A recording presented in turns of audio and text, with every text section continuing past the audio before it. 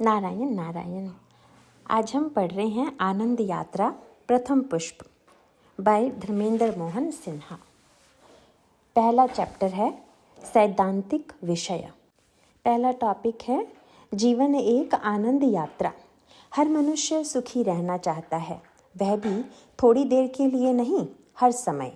उसकी जीवन यात्रा की हर एक चेष्टा के पीछे यही एक खोज छिपी रहती है। इसके रूप अलग अलग अवश्य हो सकते हैं। किसी को नौकरी या उन्नति की खोज है तो किसी को पारिवारिक संबंधों में प्रेम की खोज। कोई करोड़ों रुपए कमाकर आराम का जीवन चाहता है तो कोई दर्दनाक रोग की पीड़ा से शीघ्र छुटकारा चाहता है। साथ साथ चारों ओर के वातावरण में भ्रष्टाचार, धोखा, हिंसा, छल कपट और स्वार्थ दिखता है। ऐसे में कोई तो अपने अधिकार को पाने के लिए उत्तेजित होकर क्रोध, चालाकी और ऊपर तक जान पहचान का आश्रय ले लेता है, और दूसरी ओर सज्जन व्यक्ति अपने आप को बेबस और लाचार समझकर कलयुग के दूषित वातावरण को कोसता हुआ रह जाता है। जब वह अपने मित्र बांधवों से बात करता है तब उनसे भी मात्र सहानुभूति ही मिलती है, पर समाधान नहीं। बातचीत के अंत में अधिकतर एक ही शिकायत छाई रहती है कि हमारे साथ बड़ा अत्याचार हो रहा है, हम बड़े कष्ट में हैं और आज का युग ही ऐसा है कि सुख शांति किसी को मिल ही नहीं पाती। प्रश्न 1। इन सब समस्याओं, चिंताओं और निराशाओं का मूल कारण क्या है? उत्तर। इन सभी कष्टों का मूल कारण यह भ्रमपूर्ण धारणा है कि मनुष्य अपने शरीर को अपनी निज संपत्ति मानता है, जिसका उपयोग वह अपनी अधूरी समझ के अनुसार जैसे चाहे वैसे करता रहता है। परंतु यह तो हम सभी का अनुभव है कि चाहे शरीर हो, प्राण या जीवन, ये तीनों ही हमारा कहना नहीं मानते, न ही इन पर हमारा कोई नियंत्रण है। इसका मतलब यही निकलता है कि ये तीनों ही वस्तुएं किसी अन्य सत्ता द्वारा नियंत्रित हैं और उस परम उदार सत्ता ने बड़े प्रेम और विश्वास के साथ अपने किसी विशेष कार्य के लिए ये वस्तुएं हमें प्रदान की हैं। इस कार्य की अवहेलना से जीवन, प्राण, शरीर का अन्य कार्यों में दुरुपयोग होता है। यह दुरुपयोग ही इन समस्याओं, चिंताओं और निराशाओं का आधारभूत कारण है। इस तथ्य का विश्लेषण परिपत्रक संख्या 1-3 में किया गया है। जिस सत्ता ने हमें इतनी अमूल्य वस्तुएं दी हैं, वह निश्चय ही हमारी परम हितैषी है। उसी सत्ता को परमात्मा, भगवान, ईश्वर आदि नामों से जाना जाता है। तो क्या ऐसे करुणामयी भगवान ने यह अमूल्य जीवन, प्राण और शरीर हमें इसीलिए दिए हैं कि हम रो पीट कर, झींक झींक कर जीवन बिताएं? यह बात युक्ति संगत नहीं लगती। प्रश्न 2। यदि ऐसी बात है तो हमें यह कैसे पता चल सकता है कि भगवान हमसे चाहते क्या हैं? कोशिश करने पर भी जीवन की अनेक समस्याओं के समाधान समझ में नहीं आते। क्या इसमें भी वे हमारी मदद करेंगे? उत्तर। यह अत्यंत हर्ष और आशा की बात है कि जीवन की इन जटिल समस्याओं और गुत्थियों से हम अकेले ही निस्सहाय होकर सामना करने की आवश्यकता नहीं है। परमात्मा ने हम पर दया करके वह उपाय भी घोषित किया है जिससे जीवन में कोई गुत्थी प्रकट ही न हो। यह उपाय प्राचीन ऋषियों एवं मनीषियों द्वारा उन ग्रंथों में स्पष्ट किया गया है जिन्हें धर्म ग्रंथ कहा जाता है। इन ग्रंथों में प्रमुख ग्रंथ श्रीमद् भगवत गीता, रामचरितमानस एवं श्रीमद् भागवत महापुराण हैं। इन्हीं ग्रंथों से हमें भगवान की इच्छा का भी पता चलता है। वे तो यही चाहते हैं कि प्रत्येक मनुष्य कष्ट, अभाव, दुख और चिंता पर विजय प्राप्त कर उन्हीं के जैसे परमात्मा बन जाए।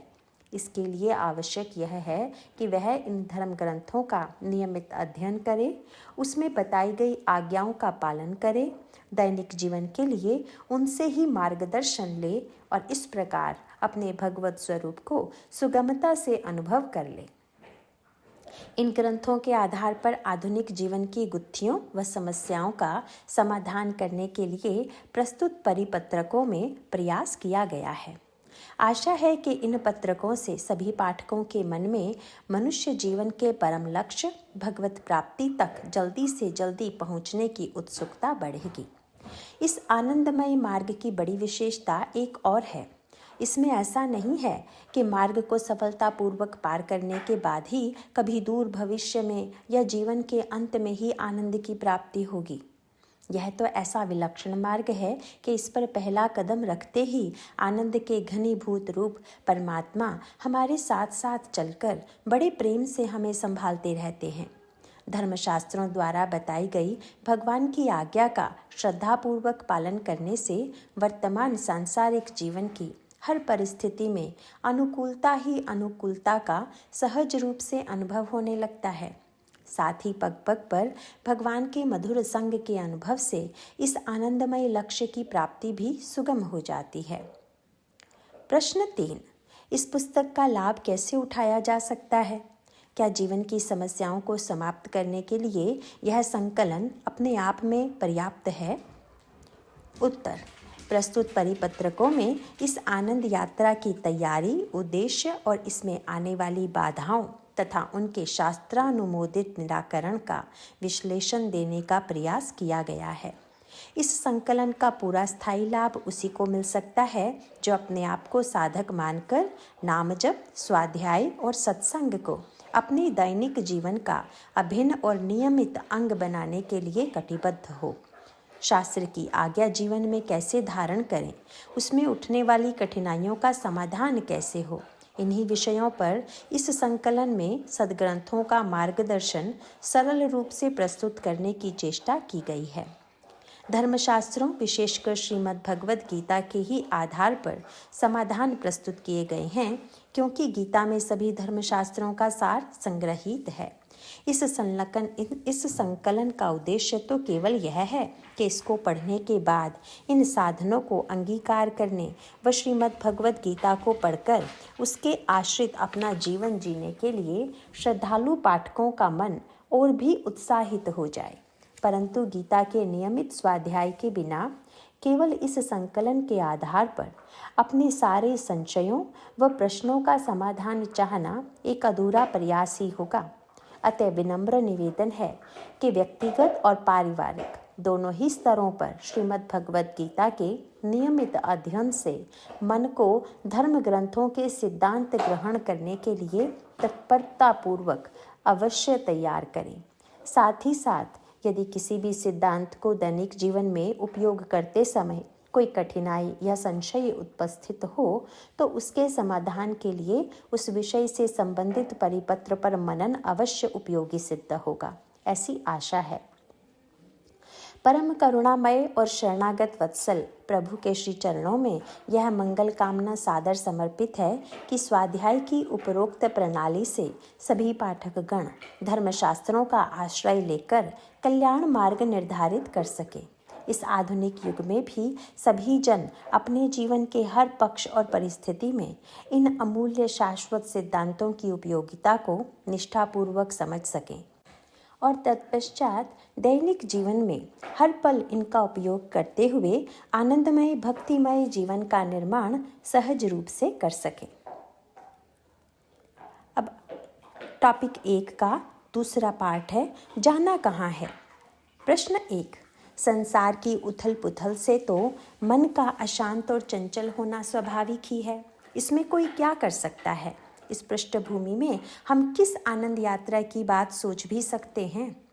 उत्तर, जो चीज़ स्वाभाविक होती है उससे मन शांत और प्रसन्न होकर वहाँ से कभी हटना नहीं चाहता है। यह एक मूल सिद्धांत है। यह तो सभी का अनुभव है कि मन में चंचलता, क्रोध, ईर्ष्या, घबराहट या किसी भी प्रकार का तनाव न तो शांति देता है न ही प्रसन्न रहने देता है।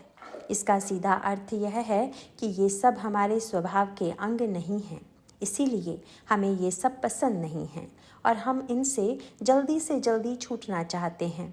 ध्यान से देखा जाए तो हमारी हर चेष्टा के पीछे यही एक भाव रहता है कि कोई ऐसा उपाय मिल जाए जिससे भविष्य का कोई डर ना हो, अपने वर्तमान के कर्तव्य को पूरे मनोयोग से भली प्रकार कर सकें, हमारे आसपास चारों ओर प्रसन्नता, प्रेम और सहयोग का वातावरण बना रहे। अतः जिन भावों से हमारा मन शांत रहता है, प्रसन्नता, प्रेम, निडरता, एकाग्रता, उत्साह, यही सब हमारे स्वभाव के अंग सिद्ध होते हैं, न कि मन की अशांति और चंचलता। प्रश्न 2, यदि हर मनुष्य का स्वभाव ही प्रसन्न, शांत और एकाग्र है तो हमें इसका अनुभव हर समय क्यों नहीं हो पाता?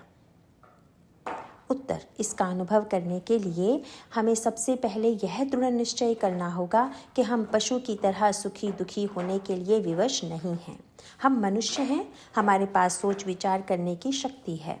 इसी शक्ति के बल पर हम अपने वास्तविक स्वरूप को जानकर उसमें स्थित हो सकते हैं, जो क्रोध, भय आदि विक्षेपों से सर्वथा मुक्त है। मनुष्य और पशु दोनों ही शरीर धारण करते हैं और इसीलिए इन दोनों में ही 3 मुख्य आवश्यकताएं हैं जिनमें सुख का अनुभव होता है: खाना, सोना और संतान उत्पन्न करना। परंतु मनुष्य एक विलक्षण प्राणी है जिसके पास इनके अतिरिक्त एक अनमोल शक्ति भी है, बुद्धि की। यही वह तत्व है जिससे मनुष्य की रुचि संगीत, कला, विज्ञान, प्रेम, उत्साह और दक्षता की ओर आकर्षित होती है।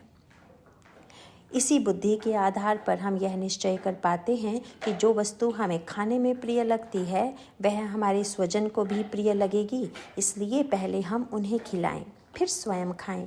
इसी बुद्धि की शक्ति से हर मनुष्य यह विचार कर सकता है कि यदि उसे चिंता, क्रोध, अभाव, अकेलापन, तनाव, बिखराव अच्छे नहीं लगते तो फिर ये उसके स्वभाव के अंग नहीं हैं। परंतु जब मनुष्य जानबूझकर अपनी बुद्धि का उपयोग अल्पकालिक और पार्श्विक सुख, भोजन, निद्रा, स्त्री पुरुष संग की प्राप्ति में ही लगाए रखता है, तब वह अपने आनंदमय स्वरूप के बारे में सोच विचार कर अपने वास्तविक स्वभाव का अनुभव नहीं कर पाता। प्रश्न 3, अपने वास्तविक स्वभाव के बारे में इतने सोच विचार की क्या आवश्यकता है? अन्य लोग तो ऐसा नहीं करते, उनका जीवन फिर भी आराम से कट जाता है। उत्तर, इस तरह के सोच विचार की आशा हम किसी पशु से तो करते नहीं, क्योंकि उसके पास बुद्धि है ही नहीं। पर मनुष्य शब्द का अर्थ ही है मनन करने वाला। अब यदि मनुष्य भी अपने ही इस अनुभव पर सोच विचार नहीं करता तो वह मनुष्य कहलाने योग्य नहीं रहता। यही बुद्धि का उपयोग करके ऊंची से ऊंची डिग्री प्राप्त कर भी ली और ऊंचे से ऊंचे पद पर नौकरी केवल इस उद्देश्य से की कि अधिकाधिक धन कमाएंगे, फिर जीवन भर आराम से बढ़िया खाना खाएंगे, आराम से सोएंगे और पुरुष स्त्री संग का सुख लूटेंगे। तो ये 3 काम तो पशु भी बिना डिग्री के ही कर लेता है। ऐसे मनुष्य की दशा तो पशु से भी गई बीती हो जाती है।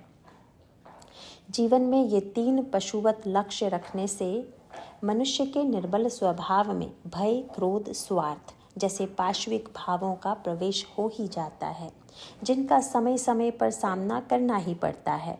अधिकांश लोग इस पर विचार नहीं करते और इसीलिए तनाव, भविष्य की चिंता, क्रोध, शिकायत इन सब को अपने जीवन के अनिवार्य अंग मान लेते हैं। अपने को पशु से श्रेष्ठ जानकर और मनुष्य होने के नाते बुद्धि का सदुपयोग करके अपने लिए पूर्ण शांति, निडरता और आनंद से भरे भविष्य का निर्माण करना, यह हर एक मनुष्य के लिए संभव है। यही उसका सबसे महत्वपूर्ण कर्तव्य है और यही उसकी जीवन यात्रा का लक्ष्य है। प्रश्न 4, अपने सुख की खोज तो पशु को भी होती है, परंतु यदि घर समाज में रहने वाला मनुष्य भी केवल अपने ही आनंदमय भविष्य के निर्माण में डूबा रहे तो क्या यह स्वार्थ नहीं है? उत्तर, यह एक अत्यंत ही महत्वपूर्ण शंका है, जिसका समाधान सुख और आनंद का अंतर समझने से अपने आप स्पष्ट हो जाता है। जब मन का अनुकूल भाव बाहर के किसी व्यक्ति, वस्तु, घटना या परिस्थिति पर निर्भर हो तो उसे सुख कहते हैं। इसमें अपनी प्रसन्नता की प्रधानता रहती है। इसके विपरीत आनंद में बाहर के व्यक्ति, वस्तु, घटना तथा परिस्थिति का आलंबन नहीं रहता। आनंद तो मन का आंतरिक स्थायी भाव है जो हमारा स्वरूप ही है। सुख का अनुभव तो कुछ ही देर के लिए होता है, जैसे बाहरी आलंबन या हमारी अपनी आशा में बदलाव होता है, वैसे ही सुख के स्थान पर दुख, निराशा, उबाहट या क्रोध का अनुभव होता है। आनंद का अनुभव बाहर के किसी स्रोत पर आधारित नहीं है, इसीलिए वह उपरोक्त परिवर्तनों से खंडित नहीं होता। हर मनुष्य का प्रथम कर्तव्य यह है कि इन सिद्धांतों पर गहन विचार कर तथा अपने ही अनुभव का आदर कर इन पर अपनी निष्ठा दृढ़ करे। इस विवेक बुद्धि को स्थायी बनाने के लिए धर्म ग्रंथों का अध्ययन तथा उनको धारण करने के लिए महापुरुष का मार्गदर्शन अत्यंत आवश्यक है। इस विधि से अपनी आनंद रूपता में स्थित होकर मनुष्य की दृष्टि में सांसारिक विषय सुख महत्वहीन लगने लगते हैं, किंतु आवश्यक कर्तव्यों के निर्वाह के लिए ये विषय भगवत कृपा से उसे अपने आप ही प्राप्त होते रहते हैं। अतः संसार से अपने लिए सुख लेने की आशा का जीवन में कोई स्थान ही नहीं रहता। तत्पश्चात उसका जीवन एक देदीप्यमान दीपक की तरह बन जाता है, जिससे उसके आसपास का अंधकार अपने आप छट जाता है। इस दिशा में वह निरंतर सतर्क रहता है कि उसका हर कर्म लोक संग्रह से ही प्रेरित हो। यह अत्यंत सावधानी से अपने हर कर्तव्य का भली प्रकार निर्वाह करता है, जिससे उसकी कार्यशैली सबके लिए एक आदर्श प्रस्तुत करती है। इस प्रकार उसका व्यवहार अन्यों को भी निस्वार्थ कर्तव्य पालन की ओर प्रेरित करेगा। केवल इतना ही नहीं, जिन लोगों से उसका आत्मीयता का संबंध हो तथा जो उसे अपना हितैषी मानते हैं, वे चाहे परिवारजन हों, इष्ट मित्र हों या सहकर्मी, उन सबको वह निरंतर आत्मशक्ति के स्रोत से जोड़ता रहता है। अर्थात धर्म ग्रंथों के स्वाध्याय, भगवान नाम जप तथा भगवत भक्ति की ओर प्रेरित करता रहता है, जिससे उनका जीवन भी उत्साहमय हो। इसमें उसका उद्देश्य यही रहता है कि उसके संपर्क में आने वाले सभी जनों को अपनी आनंद रूपता में स्थित होने की शिक्षा मिले, जिससे उसकी तरह वे सब भी अपने लिए आनंदमय भविष्य का निर्माण कर सके। यदि वह ऐसा न करे और केवल अपने ही आनंद में डूबा रहे, तो वह घोर स्वार्थ ही कहलाएगा। वह पशुवत भाव कालांतर में उसे निश्चित ही कल्याण पथ से विचलित कर देगा। अतः हर मनुष्य के लिए यह अचूक कसौटी है कि यदि उसके हृदय में वास्तविक भक्ति का दीपक प्रज्वलित है, तो उसका प्रकाश उसके संपर्क में आने वाले निज जनों तक अवश्य पहुंचना चाहिए। यदि ऐसा ना हो तो उसे समझ लेना चाहिए कि उसमें भक्ति का दीपक अभी प्रज्वलित नहीं है, अपितु वह अभी चित्र का ही दीपक है, जो अंधकार में प्रकाश न देकर स्वयं ही उस अंधकार का भाग बन जाता है। आध्यात्मिक साधन करके अपने ही कल्याण से संतुष्ट रहना तो इन साधनों पर घोर कलंक है तथा गीता की शिक्षा के सर्वथा विरुद्ध है।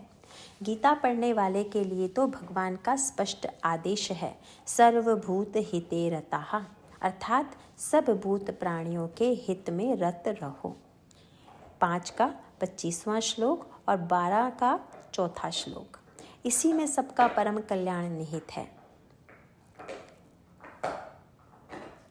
अब अगला टॉपिक है फर्स्ट का 3rd पार्ट, यात्रा को आनंदमय बनाने की सामर्थ्य। अपनी जीवन यात्रा को आनंदमय बनाने की चेष्टा में मनुष्य विभिन्न प्रकार के कर्मों में प्रवृत्त होता रहता है। कर्म करने के लिए वह अपने शरीर, प्राण, बुद्धि तथा जीवन पर ही निर्भर रहता है, किंतु अथक परिश्रम के बाद भी स्थायी सुख शांति हाथ ही नहीं लगती। विवश होकर मन में निराशा के विचार बैठने लगते हैं कि शायद जीवन को आनंदमय बनाने की सामर्थ्य उसे कुछ कम प्राप्त हुई है। दूसरी ओर धर्मशास्त्रों तथा संतों का स्पष्ट आश्वासन है कि मनुष्य जीवन प्राप्त ही इसलिए हुआ है कि इस छोटी सी अवधि में प्रत्येक मनुष्य अपने लिए पूर्ण आनंदमय भविष्य का निर्माण कर सके। यह भी बताया गया है कि अपनी आनंद रूपता में स्थित होने के लिए हर मनुष्य को आवश्यकता से कई गुनी अधिक सामर्थ्य भी प्रदान की गई है। प्रश्न 1, यदि ऐसी बात है तो फिर उस सामर्थ्य की कमी का अनुभव क्यों होता है? उत्तर, यदि यह सामर्थ्य कहीं कहीं व्यर्थ ही झल रही है अथवा उसका अनुचित दिशा में अपव्यय हो रहा है, तब दी हुई सामर्थ्य अपर्याप्त ही सिद्ध होगी। फलस्वरूप मन में आनंद तथा उल्लास धीरे धीरे समाप्त हो जाएंगे। यदि हम तनाव से दबे हैं, बिखराव से त्रस्त हैं तथा मन को एकाग्र करने में असमर्थ हैं, तो यात्रा सुखमय न होकर थकावट, खिन्नता, निराशा, रोग तथा कभी कभी मृत्यु का भी रूप ले सकती है। प्रश्न 2, प्राप्त सामर्थ्य किन कारणों से झरझर कर व्यर्थ ही बह जाती है? उत्तर: यदि हम चारों ओर दृष्टि दौड़ाएं तो यही दिखता है कि जीवन यात्रा में अधिकांश मनुष्य अपनी यात्रा का प्रयोजन, उसकी दिशा और यात्रा के लिए अपनी सामर्थ्य पर विचार नहीं करते। अन्य लोगों की देखा देखी वे केवल अपनी सांसारिक कामनाओं की पूर्ति में आजीवन लगे रहते हैं। यह सभी का अनुभव है कि किसी की भी सारी इच्छाएं पूरी नहीं होती। जो पूरी हो भी जाती हैं वे सहज रूप से नहीं होती, अपितु भारी प्रयत्न के बाद ही हो पाती हैं। बहुधा उनकी पूर्ति कष्ट तथा तनाव के साथ ही होती है। एक इच्छा पूरी होते न होते वह 10 और उत्पन्न करके ही जाती है। यदि किसी व्यक्ति की 10 इच्छाओं में से 9 पूरी हो भी गई पर एक पूरी नहीं हुई तो उस एक निष्फल इच्छा का दुख पूरी हुई इच्छाओं के सुख को खा जाता है। इस प्रकार अधिकांश व्यक्ति आज नहीं तो कल अपनी इच्छा आपूर्ति के भंवर में अपनी प्रसन्नता तथा अपने उल्लास को डुबो ही डालते हैं। कामना आपूर्ति के उत्पन्न हुए क्लेश, दुख तथा निराशा ही वे असंख्य छिद्र हैं जिनमें से मनुष्य की प्राप्त सामर्थ्य निरर्थक रास्तों में झरझर कर बह जाती है। प्रश्न 3। कई बार परिस्थितियों के रूप में अनेक प्रकार की बाधाएं उत्पन्न होती हैं जिनमें समय, शारीरिक शक्ति तथा धन का नाश हो जाता है। इस प्रकार के सामर्थ्य नाश का सामना क्यों करना पड़ता है? उत्तर: कामना पूर्ति के प्रयास उन बिंदुओं के आसपास ही मंडराते रहते हैं जो मात्र पशुओं को शोभा देते हैं, अर्थात भोजन, निद्रा, आराम तथा यौनाचार। ये सब शरीर से संबंधित सुख लेने की इच्छा के पक्ष हैं। इनकी पूर्ति के लिए धन संपत्ति, पद प्रतिष्ठा तथा दाम्पत्य सुख की वासनाएं भी मनुष्य को घेरे रहती हैं। जो परिस्थिति इनमें सहायक प्रतीत होती है वह अनुकूल लगती है और जो इसमें बाधा पहुंचाए वह प्रतिकूल लगती है। इस सब में इस तथ्य की उपेक्षा हो जाती है कि भक्त वत्सल भगवान ने प्रकृति को इसलिए नियुक्त किया है कि वह भक्त के जीवन को आनंद यात्रा बनाने के लिए तथा उसके आंतरिक आस्तिक भाव की पुष्टि के लिए उसकी आवश्यकताओं को सहज रूप से पूरी करती रहे। परंतु अधिकतर मनुष्यों की चेतना तथा उनके कर्म भगवान से विमुख हो जाते हैं और पशु स्वभाव के उन्मुख हो जाते हैं। तब वही प्रकृति तथा प्रकृति द्वारा धारण की हुई मानव रचित व्यवस्थाएं भी ऐसे मनुष्य का हर पग पर विरोध करती हैं। इसमें भी प्रकृति का उद्देश्य कल्याणकारी ही होता है कि व्यक्ति की दिशा भगवान की ओर मुड़ जाए। कामना से प्रेरित व्यक्ति का अधिकांश समय व्यवस्था से जूझने में ही व्यय हो जाता है और उसका काम सहज रूप से होता नहीं दिखता। हर काम के लिए उसे अथक प्रयत्न करना पड़ता है। उसकी व्यवस्था करने तथा आवश्यक सामग्री जुटाने में उसकी कमर टूट जाती है। धीरे धीरे उसे तनाव घेरने लगते हैं, नींद नहीं आती, रोग असमय बढ़ते जाते हैं और मुख्य बात यह है कि इस सब में उसका मन घोर अशांति, आक्रोश, क्रोध इत्यादि नकारात्मक भावों से भरा रहता है जो उसके अंतर को कृश करते रहते हैं। इन भावों से त्रस्त होकर किसी भी प्रकार अपनी कामना पूर्ति कर लेने की त्वरा में धीरे धीरे मनुष्य पापाचरण में प्रवृत्त हो ही जाता है और इस प्रकार अपने लिए और भी दुखमय भविष्य का निर्माण कर बैठता है। प्रश्न 4। अगर हम सज्जन हैं, न किसी का कुछ बिगाड़ते हैं, न किसी प्रकार की चोरी करते हैं तथा अपनी जीवन यात्रा के लिए जो भी सामर्थ्य प्राप्त है उसका उपयोग अपने हिसाब से अपना कर्तव्य पूरी मेहनत से निभाने के लिए करते हैं तो उसमें क्या हानि है? क्या यह पर्याप्त नहीं है कि हम अच्छे इंसान बनने की कोशिश करें? उत्तर: हर मनुष्य को 4 अत्यंत महत्वपूर्ण सामर्थ्य प्राप्त हैं जिनके कारण वह अपने आप को कर्म करने योग्य पाता है। नंबर 1 शरीर, नंबर 2 प्राण, नंबर 3 जीवन और नंबर 4 बुद्धि। सबसे पहले तो हर मनुष्य को ईमानदारी से यह निश्चय कर लेना चाहिए कि क्या ये 4 वस्तुएं उसकी अपनी संपत्ति हैं। यदि हैं तो क्या इन चारों का उसका पूरा वश है? पर यह तो हर एक का अनुभव है कि न चाहते हुए भी प्रत्येक शरीर बूढ़ा और रोगग्रस्त हो जाता है। प्राण किसी भी समय प्राणधारी से बिना पूछे शरीर को त्याग देते हैं और जीवन में ऐसे ऐसे कठिन मोड़ आ जाते हैं जिसकी सपने में भी इच्छा नहीं होती और बुद्धि भी हर समय पूर्ण रूप से मनुष्य के नियंत्रण में नहीं रह पाती। इसका निष्कर्ष यही निकलता है कि इन चारों वस्तुओं को कोई भी मनुष्य अपनी संपत्ति नहीं समझ सकता कि वह जैसा चाहे अपनी इच्छा से उसका उपयोग कर ले। ये चारों ही किसी अन्य शक्ति से प्राप्त हुई हैं। जिसने भी इतनी मूल्यवान वस्तुएं हमें दी हैं, निश्चित ही बहुत सोच समझकर, अत्यंत प्रेम से और अपने किसी विशेष काम के लिए दी हैं।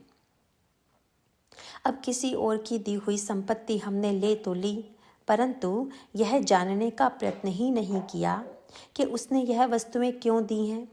यह जाने बिना उनका उपयोग हम अपनी ही इच्छा और समझ से करने लगे तो यह सीधी सीधी बेईमानी नहीं तो और क्या है। उदाहरण के रूप में यदि किसी कार्यालय ने अपने कर्मचारी को 50,000 रुपये दिए और साथ में एक पर्चे पर लिखकर आज्ञा दी कि बाजार से कार्यालय के लिए अमुक प्रकार का कंप्यूटर खरीद लाना, सुविधा के लिए कार्यालय की गाड़ी और विश्वसनीय ड्राइवर भी दे दिए गए। अब यदि बाजार पहुंचकर वहां की चमक दमक में कर्मचारी उस पर्चे को देखने की आवश्यकता ही न समझे और यह भूल जाए कि रुपये वे गाड़ी किसने प्रदान किए और किस लिए, तो संभव है कि वह अपनी समझ से पूरी ईमानदारी से पूरे 50,000 रुपये खर्च करके कार्यालय के लिए एक शानदार मखमल का सोफा सेट खरीद ले और गाड़ी में किसी तरह रखवा कर कार्यालय ले आए। वहां पहुंचे तो पता चला कि रुपए भी गए, गाड़ी में 3-4 खरोंच भी आ गए और उच्चाधिकारी ने डांट लगाकर नौकरी से बाहर ही निकाल डाला। सज्जन व्यक्ति की यही दुर्दशा है और इसी कारण उनसे यही शिकायत सुनने को मिलती है। हमने तो अपनी तरफ से किसी का बुरा नहीं चाहा, पर हमारे जीवन में इतनी परेशानी क्यों? ऐसे में अपने से सवाल तो यह पूछना चाहिए कि क्या हमने पता करने की कभी चेष्टा की कि यह रुपए, गाड़ी, ड्राइवर अर्थात प्राण, बुद्धि, शरीर किसने और किस काम के लिए दिए हैं? यही तो वह वास्तविक भ्रष्टाचार है जो मनुष्य के अंदर ही अंदर पलता रहता है। इसी का प्रतिबिंब फिर बाहरी परिस्थिति में भ्रष्टाचार, क्लेश, अशांति व अव्यवस्था के रूप में उसको कष्ट पहुंचाता रहता है। यह कष्ट उसे अपने हृदय के भ्रष्टाचार को पहचानने और दूर करने के लिए हर पल मंगलमय प्रेरणा देता रहता है। यदि मनुष्य इसे दूर कर ले तो उसका हृदय और उसके आसपास का परिवेश आश्चर्यजनक रूप से आनंदमय बन जाता है। प्रश्न 5। शरीर, प्राण, जीवन और बुद्धि हमें किसने दी है और किस लिए? उत्तर, ये चारों वस्तुएं हमें परम पिता परमात्मा ने दी हैं। वे ही पूरे ब्रह्मांड के रचने वाले हैं और उन्हीं की बनाई प्रकृति के माध्यम से हमें ये चारों वस्तुएं संपत्ति के रूप में विश्वास पूर्वक दी गई हैं। जैसे हर मशीन के साथ एक अनुदेश नियमावली, इंस्ट्रक्शन मैनुअल अवश्य दी जाती है, वैसे ही भगवान ने भी हमें साथ में इंस्ट्रक्शन मैनुअल्स दे रखे हैं जिनसे हमें यह पता चले कि हमें ये सब वस्तुएं क्यों मिली हैं, इनका उपयोग कैसे करें, इनसे हमें क्या लाभ है और हमें ये सब देने वाली शक्ति हमसे चाहती क्या है। प्रश्न 6। भगवान के इंस्ट्रक्शन मैनुअल क्या हैं? उत्तर, भगवान के इंस्ट्रक्शन मैनुअल्स धर्म ग्रंथों के रूप में सभी को आसानी से उपलब्ध हैं। भारतवर्ष में 2 इतिहास ग्रंथ माने जाते हैं, श्री वाल्मीकि रामायण और महाभारत। महाभारत का ही सार श्रीमद् भगवद गीता के रूप में उपलब्ध है। इन ग्रंथों का उद्देश्य है मनुष्य को धर्म, अर्थ, काम और मोक्ष की शिक्षा देना। इन ग्रंथों द्वारा जीवन के सभी पक्षों का विज्ञान विस्तृत रूप से समझाया गया है और शरीर, प्राण, बुद्धि का सदुपयोग कैसे करें, इसके स्पष्ट आदेश हर परिस्थिति के अनुसार बताए गए हैं। परमपिता परमात्मा मनुष्य से यही चाहते हैं कि वह इन धर्म ग्रंथों का नियमित अध्ययन करे और उनकी शिक्षा को अपने दैनिक जीवन में धारण करे। यह हम सब पर बलपूर्वक थोपा हुआ कोई भारी उत्तरदायित्व नहीं है, अपितु उनकी ओर से अत्यंत प्रेम भरा उपहार है, जिसे अपने जीवन का सदुपयोग कर हम भी उन्हीं की तरह परमात्मा स्वरूप बन जाएं। प्रश्न 7, परमात्मा का स्वरूप क्या है? उत्तर, परमात्मा के स्वरूप के 4 मुख्य अंग हैं। नंबर 1, सर्वशक्तिमत्ता। नंबर 2, सर्वव्यापकता। नंबर 3, सर्वज्ञता। नंबर 4, सर्वसुहृदता। नंबर 1, सर्वशक्तिमत्ता, सबसे अधिक शक्तिशाली सत्ता। नंबर 2, सर्वव्यापकता, हर स्थान, हर वस्तु, हर व्यक्ति, हर कण में व्याप्ति। नंबर 3, सर्वज्ञता, सब विषयों, व्यक्ति, वस्तु, घटना, परिस्थिति का तीनों कालों में पूरा ज्ञान। नंबर 4, सर्वसुहृदता, हर प्राणी के परम प्रेममय हितैषी, उनसे बदले में कुछ भी न चाहते हुए उनके हित में हर समय तत्पर। प्रश्न 8, हम परमात्मा के जैसे ही बन जाएं, यह दैनिक जीवन जीते हुए हमारे लिए कैसे संभव है? उत्तर, हर मनुष्य अपने दैनिक जीवन में संसार के वस्तु, व्यक्ति, घटना, परिस्थिति से सुख की खोज करता रहता है, परंतु न जानते हुए भी वह सारी चेष्टा वास्तव में अपने परमात्मा स्वरूप में ही स्थित होने की होती है। तभी तो हमारी सारी इच्छाएं और चेष्टाएं 3 मुख्य तत्वों की खोज में पाई जाती हैं। नंबर 1, सत। नंबर 2, चित। नंबर 3, आनंद। सत, हमारी सत्ता हमेशा बनी रहे, रोजी रोटी इसीलिए कमाएं कि मर न जाएं, रोग से हमारे किसी भी अंग का नाश न हो, सभी प्रिय संबंध भी सदा बने रहें, इत्यादि। नंबर 2, चित्त, हम चिन्मय रहें, अनुभव करने की शक्ति बनी रहे, अपने जीवन, कार्य क्षेत्र, स्वास्थ्य से संबंधित जानकारी सीखते रहें, अपने भविष्य को जानकर हम निश्चिंत रहें, इत्यादि। नंबर 3, आनंद, हम प्रसन्नता का अनुभव करें, यह प्रसन्नता कुछ ही देर की आने जाने वाली ना हो, अपितु ऐसी हो जो हर समय, हर परिस्थिति में बनी रहे, बढ़ती रहे। सच्चिदानंद परमात्मा का ही नाम है, और यदि मनुष्य किसी न किसी निमित्त से सच्चित और आनंद में स्थित होना चाहता है, तो उसकी सभी सांसारिक इच्छाओं में छिपी परमात्मा स्वरूप बनने की चेष्टा आसानी से पहचान में आ जाती है। इसी आधारभूत इच्छा को पूरा करने के लिए ही तो भगवान ने मनुष्य को शरीर, प्राण तथा बुद्धि की संपत्ति दी है। श्रीमद् भगवद गीता में भगवान का स्पष्ट आश्वासन है कि जीव उन्हीं का अंश है, और धर्मशास्त्रों द्वारा बताया गया सिद्धांत मानकर जीव उन्हीं के सच्चित आनंद स्वरूप को आसानी से प्राप्त कर सकता है। गीता चैप्टर 4 श्लोक 10 और चैप्टर 14 श्लोक 2। करना केवल यही है कि हम बुद्धि का उपयोग करके मनन करने वाले मनुष्य बनने का निश्चय दृढ़ कर लें।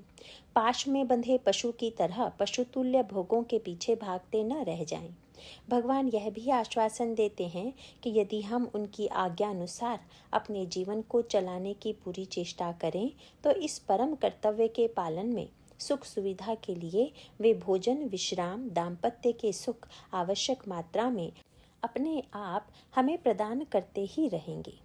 चैप्टर 3 का 10वां श्लोक, हमें तो बस परम लक्ष्य, परम आनंद की प्राप्ति के लिए निरंतर और पूरे मनोयोग के साथ चेष्टा करनी है।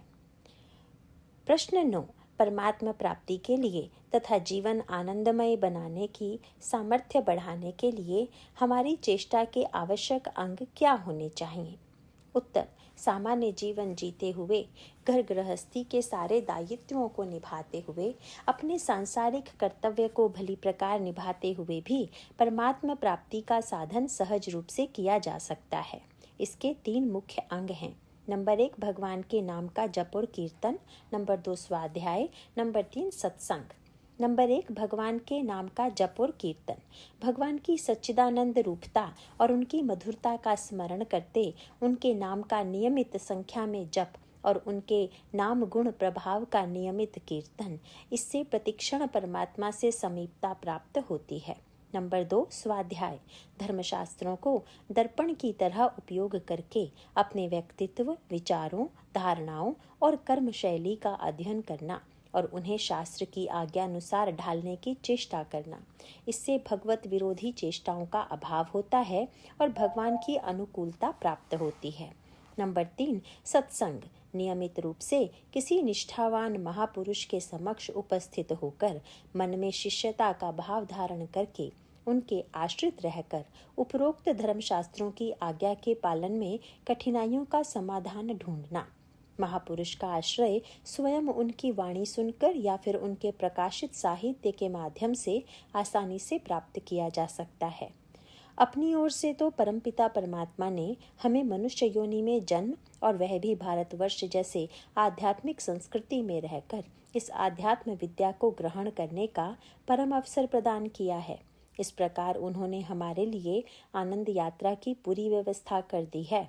अब उसके अनुसार चलना तो हर व्यक्ति को स्वयं ही निश्चय पूर्वक करना पड़ेगा। चैप्टर 1 का चौथा पाठ है अमूल्य मनुष्य जन्म की प्राप्ति कैसे और क्यों। प्रश्न 1, मनुष्य किसे कहते हैं? केवल मनुष्य शरीर धारण करने से कोई प्राणी मनुष्य नहीं बन जाता। वास्तव में जो अपने तथा दूसरों के अनुभवों पर भली प्रकार मनन करे वही मनुष्य है। ऐसा मनुष्य अपनी बुद्धि का उपयोग करके शरीर से अपना संबंध स्पष्ट रूप से समझकर उसका सही उपयोग कर पाता है। प्रश्न 2, हम शरीर ही तो हैं, यही हमारी पहचान भी है, फिर बुद्धि से इस विषय में और क्या समझें? उत्तर, प्रत्येक मनुष्य का यह निश्चित अनुभव है कि जिस शरीर को वह अपना स्वरूप समझता है वह हर पल बदल रहा है। शैशव में यह शरीर छोटा रहता है और फिर बढ़कर युवा हो जाता है। उसके पश्चात वृद्धावस्था में वह क्षीण हो जाता है, परंतु इन सब परिवर्तनों को अनुभव करने वाला स्वरूप स्वयं हर काल में एक ही रहता है। इसी कारण मनुष्य कहता है, तब मैं बच्चा था, अब मैं जवान हूँ, आगे मैं वृद्ध हो जाऊंगा। इसका अर्थ यही निकलता है कि प्रत्येक मनुष्य को यह स्पष्ट अनुभव है कि उसका शरीर तो बदलता जा रहा है, पर जिसे वह मैं अर्थात अपना स्वरूप समझ रहा है वह शरीर के इन सब परिवर्तनों को देखता हुआ भी वैसा का वैसा ही बना रहता है। इस प्रकार यह निश्चित है कि यह नित्य परिवर्तनशील शरीर हमारा स्वरूप नहीं है। अब शरीर और स्वरूप के संबंध को एक दूसरे सिद्धांत के आधार पर बुद्धि से तौलकर देखें। यह एक निर्विवाद सिद्धांत है कि जो वस्तु मेरी है वह मैं नहीं हो सकता। अतः जैसे ही हम इसे अपना शरीर कहते हैं वैसे ही हम उससे अपनी एक पृथक सत्ता स्वीकार कर लेते हैं। इससे यह बात बिल्कुल स्पष्ट हो जाती है कि मैं अपने शरीर से पृथक एक सत्ता हूँ। यह सत्ता ज्ञान स्वरूप है और चेतन है, क्योंकि इसमें अनुभव करने की शक्ति है। इसी शक्ति के द्वारा यह शरीर के प्रत्येक परिवर्तन को अनुभव करता है। अतः मानव का वास्तविक स्वरूप शरीर नहीं है, अपितु वह चेतन सत्ता है जो शरीर में होने वाले परिवर्तन का साक्षी मात्र है। प्रश्न 3, हम अपने इस स्वरूप को और भी स्पष्ट रूप से कैसे समझें? क्या यही हमारी आत्मा है? इसके क्या क्या लक्षण हैं? उत्तर, उपरोक्त वर्णन से मनुष्य के स्वरूप के 3 लक्षण आसानी से समझ में आते हैं। नंबर 1 नित्य और अविनाशी, नंबर 2 चेतन, नंबर 3 आनंद रूप। नंबर 1 नित्य और अविनाशी। शरीर में होने वाले परिवर्तनों का अनुभव उसी सत्ता को हो सकता है जो नित्य बना रहे, स्वयं बदले नहीं। इस प्रकार अपरिवर्तनशील होने के कारण वह सत्ता अविनाशी भी अवश्य है, क्योंकि नाश होना भी तो एक परिवर्तन ही है जो इस नित्य सत्ता में संभव नहीं है। नंबर 2 चेतन। हमारा स्वरूप जड़ नहीं है, अपितु उसमें अनुभव करने की शक्ति है, जिससे वह शरीर में होने वाले परिवर्तनों का समय समय पर अनुभव करता रहता है। चेतन होने के कारण यह सत्ता ज्ञान स्वरूप है। नंबर 3 आनंद रूप। अविनाशी होने के कारण हमारे स्वरूप का कभी नाश नहीं हो सकता, न इसमें किसी प्रकार का अभाव किसी काल में अथवा किसी भी देश में हो सकता है। चेतन होने के कारण हमें अपने इस अविनाशी होने का ज्ञान भी है और इसी ज्ञान से हम निश्चिंत, पूर्ण और आनंदित रहते हैं। अतः हमारे स्वरूप का तीसरा लक्षण है आनंद रूपता। इस नित्य चेतन आनंद रूप सत्ता में स्थित होने पर ही मानव को अपने वास्तविक निज स्वरूप का अनुभव हो जाता है। इस स्वरूप से उसका अत्यंत ही प्रिय और घनिष्ठ आत्मीयता का संबंध रहता है। इसीलिए इस सत्ता को वह अपनी आत्मा कहता है। आत्मा के इन्हीं 3 लक्षणों का व्यापक रूप ही परमात्मा कहलाता है। और जब यह आत्मा किसी शरीर से संबंध जोड़कर अपने को सीमित कर लेता है तब वह जीवात्मा कहलाता है। प्रश्न 4, इस जीवात्मा का शरीर से क्या संबंध रहता है? उत्तर, यह सर्वविदित है कि जीवात्मा स्वयं परमात्मा का ही अंश है। गीता अध्याय 15 श्लोक 7। अंश होते हुए भी वह कभी भी परमात्मा से पृथक नहीं है। केवल शरीर की सन्निधि में होने के कारण जीवात्मा भी अपने को उस शरीर के नाम, आयु, आकार और गुण का मान लेता है। यह वैसे ही है जैसे किसी समुद्र का अभिन्न अंग होते हुए भी कोई खाड़ी अपने तटवर्ती क्षेत्र के नाम से जानी जाती है, जैसे बंगाल की खाड़ी आदि। सन्निधि होते हुए भी आत्मा उस शरीर से अलग ही रहता है, जैसे समुद्र का जल तट से सदैव पृथक रहता है। तट के रूप में उसकी पहचान होना केवल एक सुविधाजनक मान्यता ही है, परंतु जैसे जैसे यह मान्यता दृढ़ होती जाती है वैसे वैसे जीवात्मा अपने वास्तविक आत्म स्वरूप को भुलाकर शरीर को ही अपना वास्तविक स्वरूप समझने लगता है। प्रश्न 5, शरीर को ही अपना स्वरूप समझने से जीवात्मा पर क्या प्रभाव पड़ता है? उत्तर, जीवात्मा और शरीर के लक्षण एक दूसरे के सर्वथा विपरीत हैं। जीवात्मा नित्य और अविनाशी है, शरीर हर पल बदलता रहता है और फिर उसका नाश हो जाता है। जीवात्मा चेतन है, परंतु शरीर जड़ और अनुभव रहित है। केवल चेतन जीवात्मा से जुड़े रहने के कारण शरीर में अनुभव कर पाने का भ्रम होता है।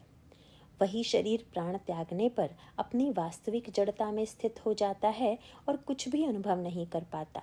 जीवात्मा का तीसरा लक्षण है उसकी आनंद रूपता, परंतु शरीर स्वाभाविक रूप से जड़ और दुर्गंध युक्त है। जीवन भर रोग, पीड़ा, हानि से संघर्ष करता हुआ समय आने पर मृत्यु को प्राप्त हो जाता है और इस प्रकार अत्यंत ही दुख रूप है।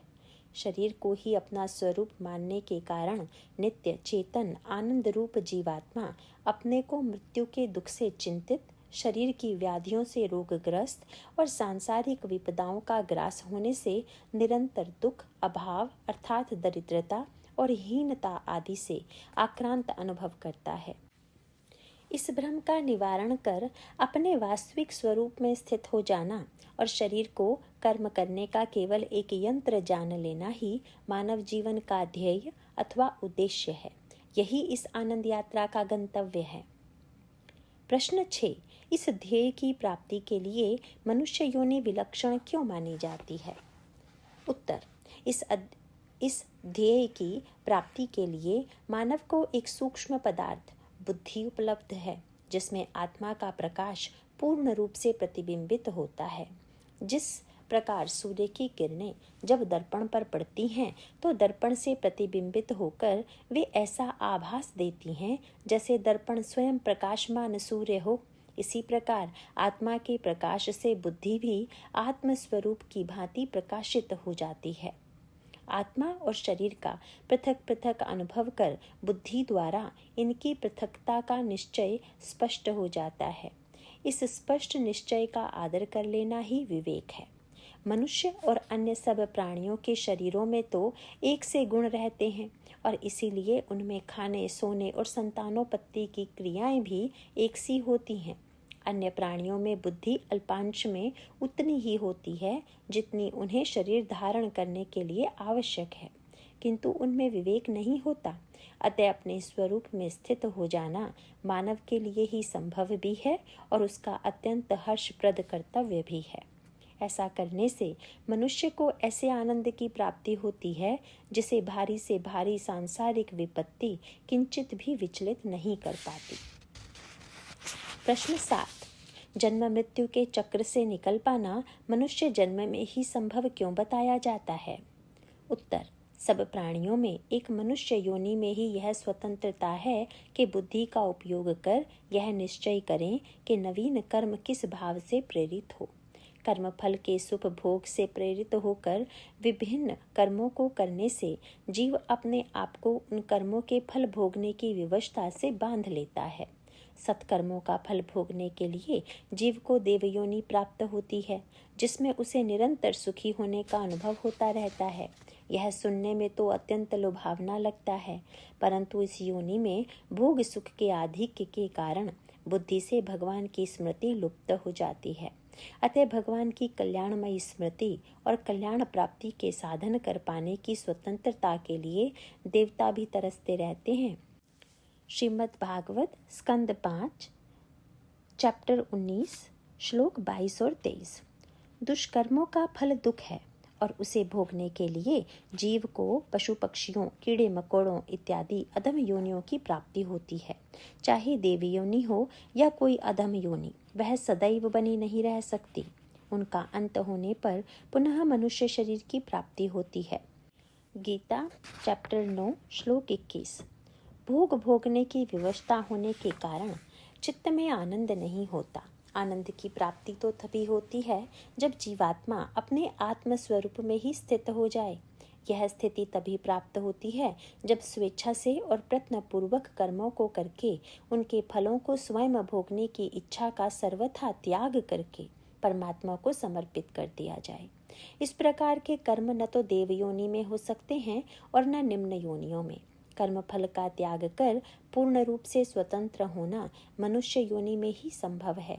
इस प्रकार विचार करने से यह ज्ञात होगा कि मनुष्य योनि कितनी दुर्लभ योनि है। इसकी प्राप्ति जीव की प्रति परमात्मा की आत्यंतिक अनुग्रहपूर्ण प्रेम दृष्टि से ही होती है। इसीलिए तुलसीदास जी ने कहा है, बड़े भाग मानुष तन पावा, सुर दुर्लभ सब ग्रंथ निगावा, साधन धाम मोक्ष कर द्वारा, पाई न जही परलोक संवारा। दोहा सो परतंत्र दुख पावई, सिर धुनि धुनि पचिताई, काल ही कर्म ही ईश्वर ही, मिथ्या दोष लगाई। अर्थात बड़े भाग्य से यह मनुष्य शरीर मिला है। सब ग्रंथों ने यही कहा है कि यह शरीर देवताओं को भी दुर्लभ है, कठिनता से मिलता है। यह साधन का धाम और मोक्ष का दरवाजा है। इसे पाकर भी जिसने परलोक न बना लिया, वह परलोक में दुख पाता है, सिर पीट पीट कर पछताता है तथा अपना दोष न समझकर काल पर, कर्म पर और ईश्वर पर मिथ्या दोष लगाता है। उत्तरकांड दोहा 43 चौपाई चौथी।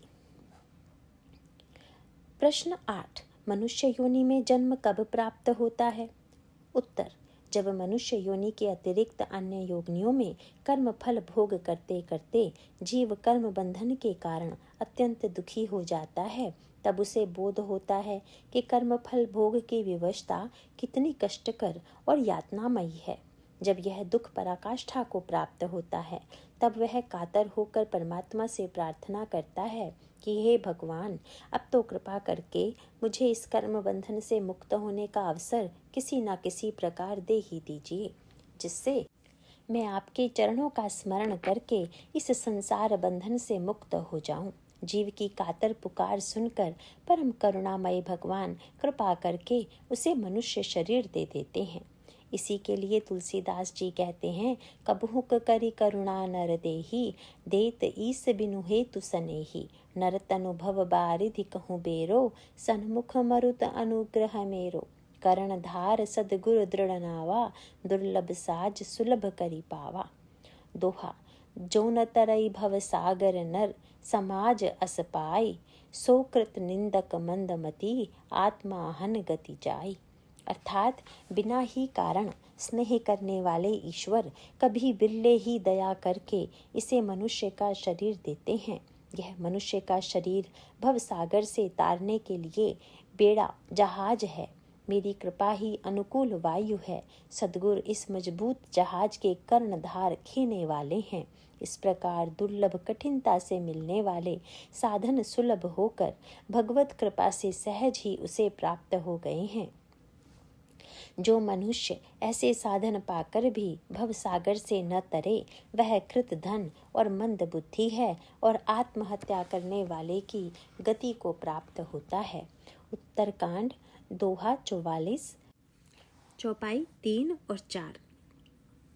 इस प्रकार देखा जाए तो मनुष्य जीवन का उत्कृष्टतम उपयोग यही है कि जितना शीघ्र हो सके उसे योग साधन में लगाकर जन्म मरण के बंधन से मुक्त कर लें। बंधन से मुक्त होकर ही पूर्ण रूप से स्वाधीन हुआ जा सकता है। श्रीमद् भगवत गीता चैप्टर 6 श्लोक 21 से 23 तक। प्रश्न 9। जन्म मृत्यु के चक्र से छूटकर अपने स्वरूप में स्थित होने के लिए सामान्य जीवन जीते हुए मनुष्य द्वारा कौन सा साधन अपनाया जा सकता है? उत्तर। स्वरूप में स्थित होने के लिए सर्वप्रथम तो आत्मा और शरीर की पृथक सत्ता का बोध निश्चित रूप से होना चाहिए, किंतु केवल बोध हो जाने से ही निश्चित ध्येय की प्राप्ति नहीं हो जाती। इसकी प्राप्ति के लिए जो साधन किया जाता है उसे ही योग कहा जाता है। वह योग मुख्य रूप से 3 प्रकार का होता है: ज्ञान योग, कर्म योग और भक्ति योग। इनमें से भक्ति मिश्रित कर्मयोग सामान्य सांसारिक गृहस्थ जीवन यापन करते हुए भी अत्यंत सुगम है। इसमें किसी भी प्रकार का कष्ट नहीं है। यदि पूर्व कर्मानुसार कोई शारीरिक अथवा मानसिक कष्ट प्राप्त हो भी जाए तो योग की सहायता से वह भी उपयोग की साधन सामग्री बन जाता है। किंतु इसके लिए आवश्यक यह है कि मनुष्य जीवन में यौवन में पदार्पण करते ही शीघ्रातिशीघ्र मनुष्य अपना कष्ट निवारण करने की इच्छा को दृढ़तापूर्वक धारण करने की अपने ऊपर कृपा करे। अपने ऊपर कृपा करते ही भगवत कृपा अवतरित होती है। भगवत कृपा होते ही भगवान अपने आप को गुरु रूप में ऐसे मनुष्य के सामने प्रस्तुत कर देते हैं और इस प्रकार मनुष्य को गुरु कृपा प्राप्त हो जाती है।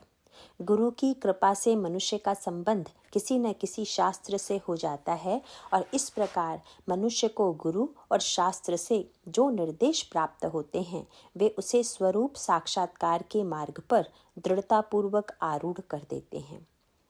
यदि हमें किसी भी प्रकार गीता, रामायण, श्रीमद् भागवत, उपनिषद इत्यादि कोई भी शास्त्र प्राप्त हो गया है तो हमें निश्चिंत हो जाना चाहिए कि हमें गुरु कृपा और भगवत कृपा पूर्ण रूपेण प्राप्त हो गई है और अब अत्यंत सुखपूर्वक कल्याण प्राप्ति में हमारा मार्ग स्पष्ट हो गया है। इस प्रकार निश्चिंत होकर तुरंत साधन में तत्परता से लग जाना चाहिए। चैप्टर 1 5वां सेक्शन।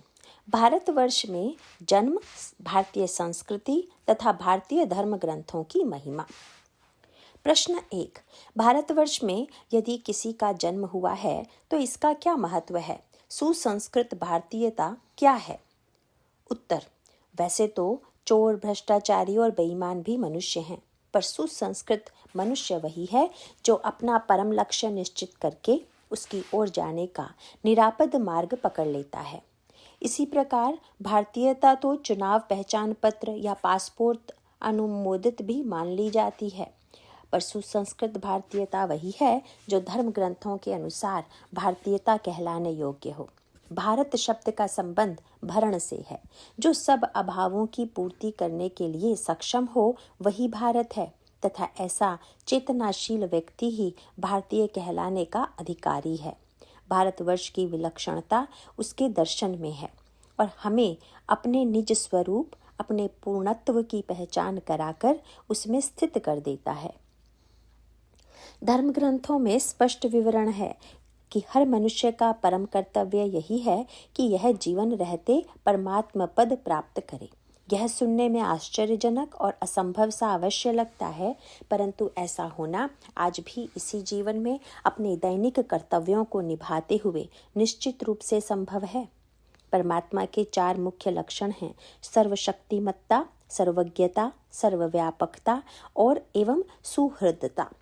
जीव को ऐसे परमात्मा ने अपना ही अंश बताया है। चैप्टर 15 श्लोक 7। अतः मनुष्य के वास्तविक स्वरूप में भी यही 4 लक्षण विद्यमान हैं।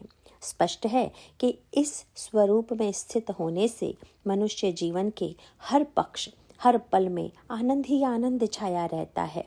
जब अनेक पशु योनियों और विभिन्न देशों में मनुष्य जन्मों के चक्र से पीड़ित होकर मनुष्य में इस परमानंद प्राप्ति की तीव्र लालसा उदय होती है और भगवत कृपा से इस उपलब्धि का योग बनता है, तो इसी के लिए भारतवर्ष में यह अमूल्य जन्म मिलता है।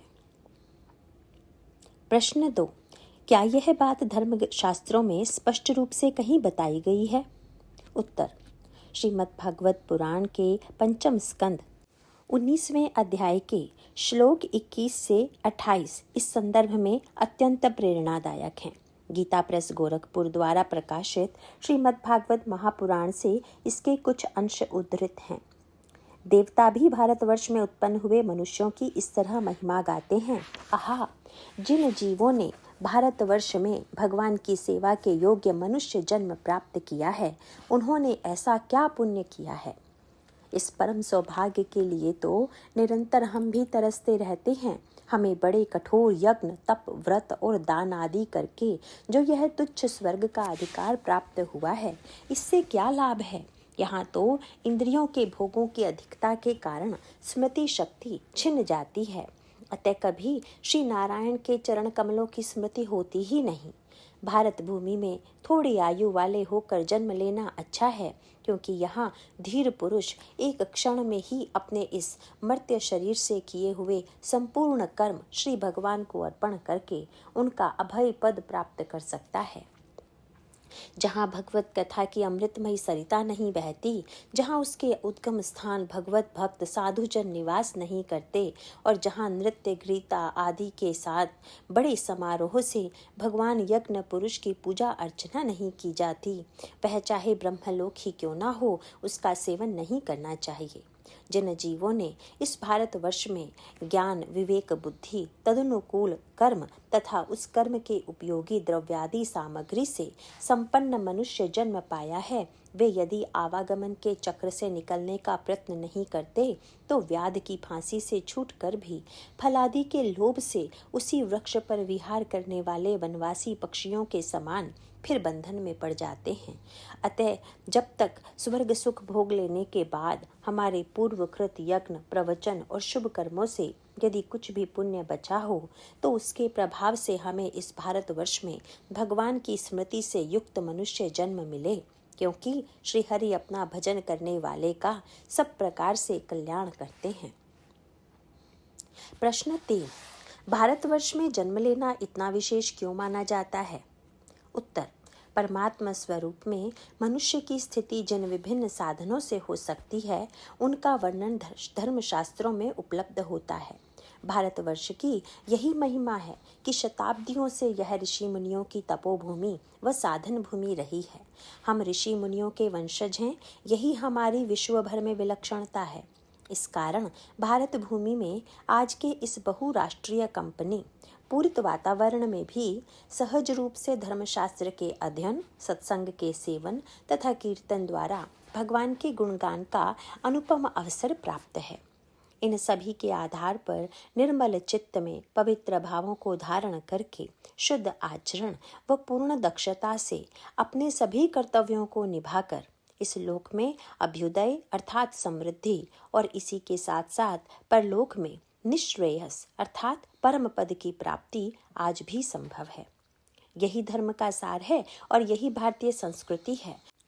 यतो अभ्युदय निश्रेयस सिद्धि स धर्मः। यह बात पूर्ण निष्ठा के साथ प्रत्येक भारतवासी को धारण कर लेनी चाहिए कि भारतवर्ष में जन्म लेना मात्र संयोग नहीं है। इस देश में वही जीवात्मा जन्म लेती है जिसके मन में भगवत प्राप्ति के लिए योग साधन करने की अत्यंत व्याकुलता हो।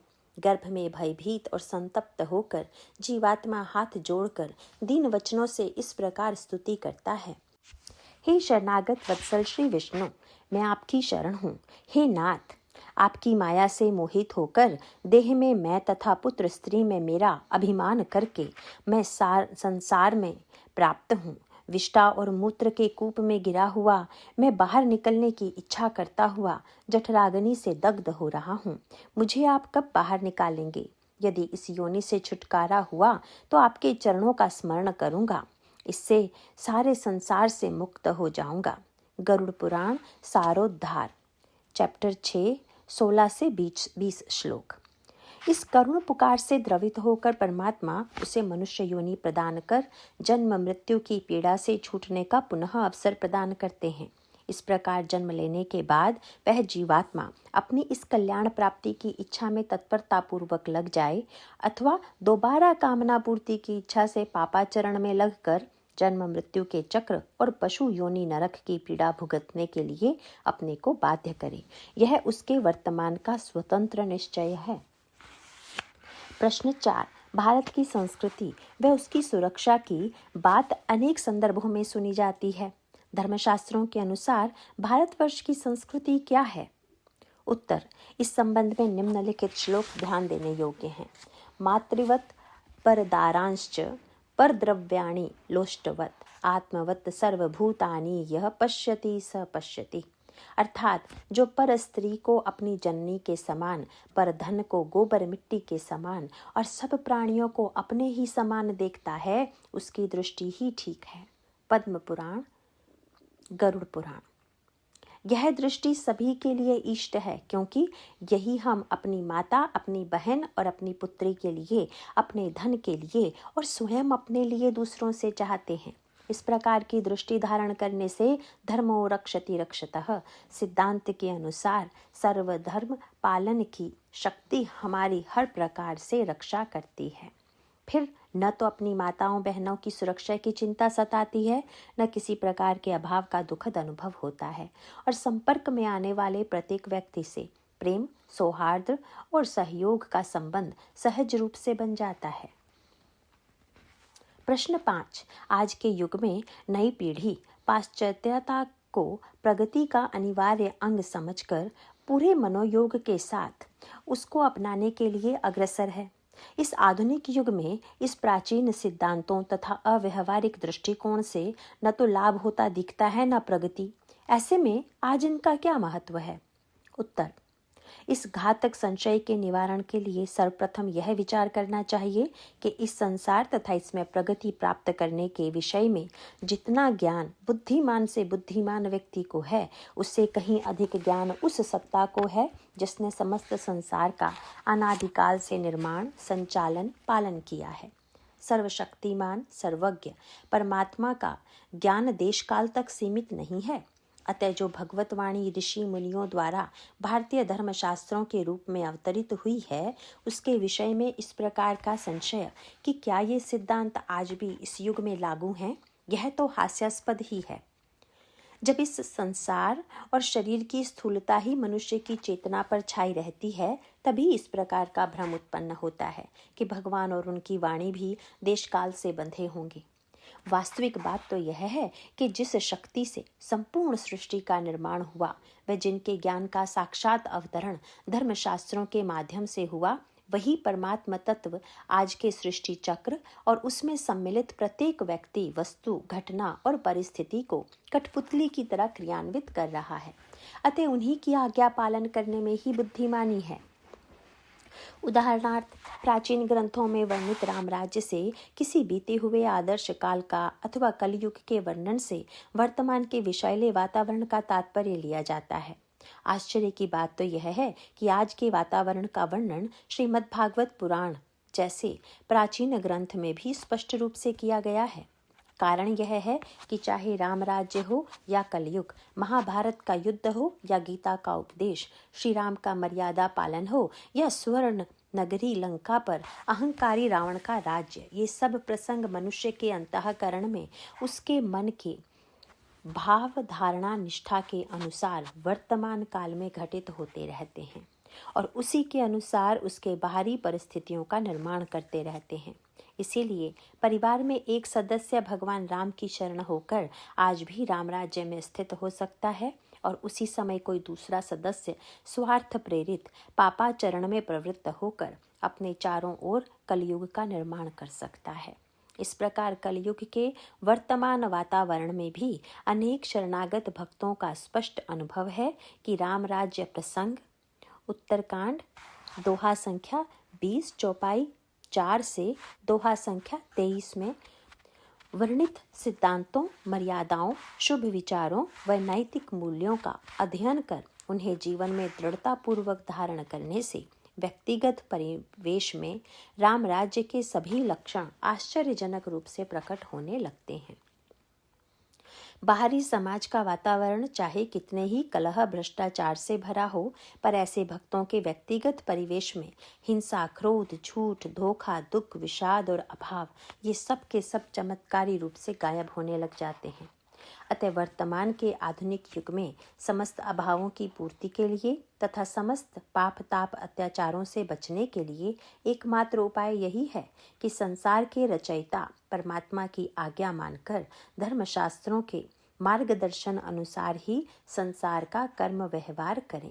गीता चैप्टर 16 श्लोक 24। यही आध्यात्मिक तथा सांस्कृतिक परंपरा भारतवर्ष की सशक्त नींव रही है, जिससे अपने नाम के अनुसार भारत शताब्दियों से सब अभावों की पूर्ति करने के लिए सक्षम रहा है।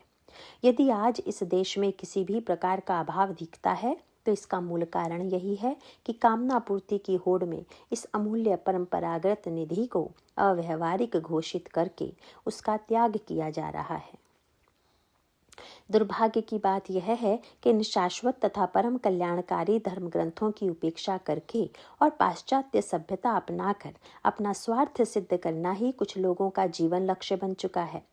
विडंबना यह है कि जिन अंग्रेजों के नैतिक मूल्य, व्यवहार, रहनी, वस्त्र, भाषा की खोखली नकल भारतवासियों में व्याप्त हो रही है, उन्हीं अंग्रेजों ने बहुत पहले ही भारतवर्ष की संस्कृति व आध्यात्मिक परंपरा की शक्ति पहचान कर उसे धीरे धीरे नष्ट करने का निश्चय किया था। इस संदर्भ में 2 फरवरी 1835 को ब्रिटिश पार्लियामेंट में दिया गया लॉर्ड माइकाले का वक्तव्य अत्यंत ही विचारणीय है। He says, I have travelled across the length and breadth of India, and I have not seen one person who is a beggar, who is a thief.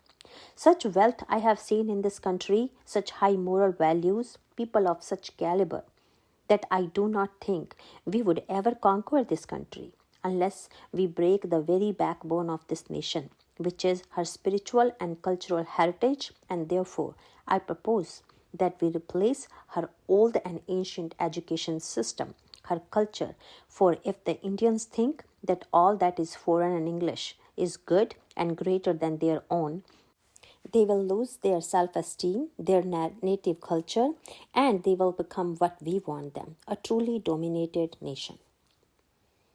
Hindi में, भारत के उत्तर से दक्षिण तथा पूर्व से पश्चिम के भ्रमण में मुझे एक भी व्यक्ति ऐसा नहीं मिला जो भिखारी या चोर हो। इस देश में मैंने उच्च कोटि का ऐश्वर्य देखा, अतिशय उत्कृष्ट नैतिकता और आचार के परिमाण देखे तथा लोगों में विलक्षण प्रतिभा पाई। इनको देखते हुए मुझे यह कदापि संभव नहीं लगता कि हम कभी भी इस देश को जीत सकेंगे। यह तभी हो सकता है जब भारतवासियों का मूल आधार ही हम नष्ट कर दें। यह आधार उनकी आध्यात्मिक तथा सांस्कृतिक परंपरा ही है। अतः मेरा यह प्रस्ताव है कि उनकी पारंपरिक तथा पुरातन शिक्षा प्रणाली उनकी संस्कृति को ही बदल डालें। जब भारत के लोग यह मानने लगेंगे कि जो कुछ भी विदेशी या अंग्रेजी है वह उनकी अपनी वस्तु से उत्तम है, तब उनका आत्मसम्मान, उनकी स्वदेशी संस्कृति लुप्त हो जाएगी तथा तब वे वैसे बन जाएंगे जैसे हम चाहते हैं, एक पूर्णतया पराधीन राष्ट्र। प्रत्येक विचारशील भारतीय के लिए यह समझ लेना कर्तव्य है कि अंग्रेजों द्वारा स्थापित शिक्षा प्रणाली के पीछे कौन सी कूटनीति क्रियाशील थी। पश्चिमी संस्कृति अपनी न्यायप्रियता का ढिंढोरा जोर जोर से पीटती रहती है और कुछ अर्थों में कदाचित यह ठीक भी हो सकती है, किंतु वह यह बात भूल जाती है कि धर्म विमुख होने से न्याय भी बलवान अत्याचारी के हाथ का खिलौना बनकर रह जाता है। प्रश्न 5। भारत में आज धर्म का अत्यंत ही विकृत रूप दिखाई देता है। धर्म के नाम पर क्रियात्मक पूजा पाठ, साधुता का प्रदर्शन, ऊंची ऊंची सिद्धांतों की बातों पर उसके सर्वथा विपरीत व्यक्तिगत आचरण, कामना पूर्ति की छिपी इच्छा, हिंसात्मक आंदोलन, राजनैतिक प्रगति की लालसा, इन सब से किसी का क्या कल्याण हो सकता है? उत्तर: यहाँ यह समझ लेना आवश्यक है कि धर्म क्या है। धर्म कोई पूजा पद्धति या बाह्य आडंबर मात्र नहीं है। धर्म के बाह्य रूप जिसके कारण हम धर्म को ही छोड़ बैठे, जैसे शरीर पर भभूत मलना, उसे चित्र विचित्र रूप से रेखांकित करना, मंदिरों में पूजा का भाव छोड़कर केवल क्रिया करना आदि मात्र, यही धर्म नहीं है। धर्म तो उसे कहा जाता है जिसे धारण करने पर मनुष्य स्वयं परमात्मा स्वरूप ही बन जाता है। स्वामी विवेकानंद ने बाहरी क्रियाओं को गौण घोषित करते हुए कहा है, each soul is potentially divine. The goal is to manifest this divinity within by controlling nature, external and internal. This is the whole of religion. Doctrines or dogmas or rituals or books or temples or forms are but secondary details. अर्थात प्रत्येक जीवात्मा स्वाभाविक रूप से दिव्य ही है। इस स्वाभाविक दिव्यता को प्रकट करना और उसके लिए बाहरी तथा आंतरिक प्रकृति पर पूर्ण नियंत्रण, यही लक्ष्य है। यही धर्म का सार है। विधि विधान, पूजा पद्धति, विभिन्न ग्रंथ, मंदिर, मूर्ति या चित्र, ये सब इस लक्ष्य प्राप्ति के लिए सहायक सामग्री मात्र है। प्रश्न 6, दैनिक जीवन में धर्म का पालन सरलता से कैसे किया जा सकता है? उत्तर, पुराणों में धर्म का सार इस प्रकार बताया गया है, आत्मनः प्रतिकूलानि परेषां न समाचरेत। अर्थात जो आचरण अपने प्रतिकूल हो वह किसी के प्रति न करो। श्री विष्णु धर्मोत्तर पुराण चैप्टर 3 243-44। यही सिद्धांत विदुर नीति में भी वर्णित है, न तत्परस्य संध्यात प्रतिकूलम यदात्मनः। अर्थात वह व्यवहार दूसरे के साथ न किया जाए जो स्वयं अपने प्रति किए जाने पर प्रतिकूल हो। धर्म की इससे अधिक सरल और धर्म निरपेक्ष व्याख्या असंभव ही है। सब धर्मशास्त्रों में इसी परिभाषा का विस्तार किया गया है, जिससे मनुष्य इस जीवन में अपना अभ्युदय, सर्वांगपूर्ण उन्नति और देहांत के पश्चात अपने दिव्य स्वरूप की प्राप्ति कर सकता है। पश्चिम की जानबूझकर स्थापित की गई मानसिक पराधीनता की दिशा पलटना हर स्वाभिमानी भारतीय के लिए अनिवार्य है। आज के समय में प्रत्येक भारतीय का यह कर्तव्य है कि वह दृढ़ निश्चय और विश्वास पूर्वक अपनी मानसिक स्वाधीनता को पुनः प्राप्त करे। इसके लिए भगवान की वाणी श्रीमद् भगवद गीता में जीवन की प्रत्येक समस्या का समाधान उपलब्ध है। हर भारतवासी का कर्तव्य है कि वह शीघ्रातिशीघ्र स्वयं गीता को अपने जीवन में धारण करे और अपने बंधु बांधवों तथा अपने घनिष्ठ स्वजन मित्रों को भी दृढ़तापूर्वक ऐसा करने के लिए प्रेरित करे। परम पूज्य बाबू हनुमान प्रसाद पोद्दार जी के अनुसार गीता ज्ञान को जीवन में धारण करने से न केवल अपना और अपने परिवार का अपितु पूरे समाज का, देश का और विश्व का कल्याण अवश्य होगा।